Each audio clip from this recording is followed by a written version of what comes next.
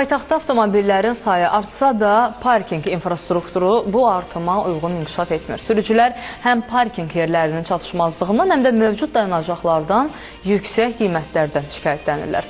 Mütəxəssislər hesab edir ki, çoxmərtəbəli parkinqlərin sayının artırılması nəqliyyat sıxlığının azalmasına kömək edə bilər. Bəs Bakıda çoxmərtəbəli parkinqlər niyə azdır və problemin həlli yolları nələrdir? Parkingdə ödənişsiz dəqiqələr yoxdur. 3 manatdan 25 manata dək. Parkingdə boş yer yoxdur.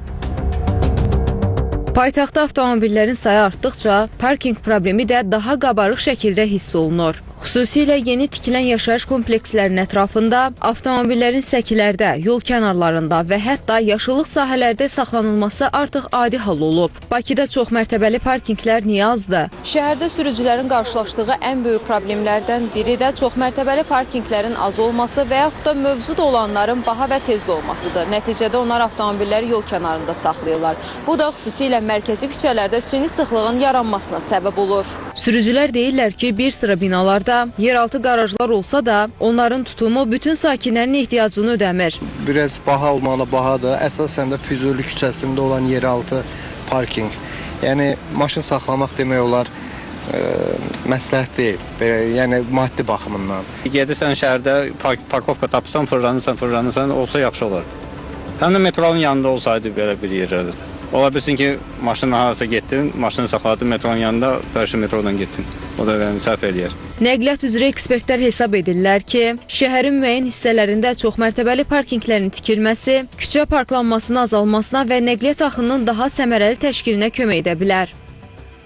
Dünya təcrübəsinə baxanda görürük ki, inkişaf etmiş şəhərlərdə bu problem kompleks yanaşma ilə həll edilir. Məsələn, şəhər mərkəzlərində yeraltı çoxmərtəbəli parkinqlərin sayı artırılır. Park et davam et sistemi tətbiq olunur.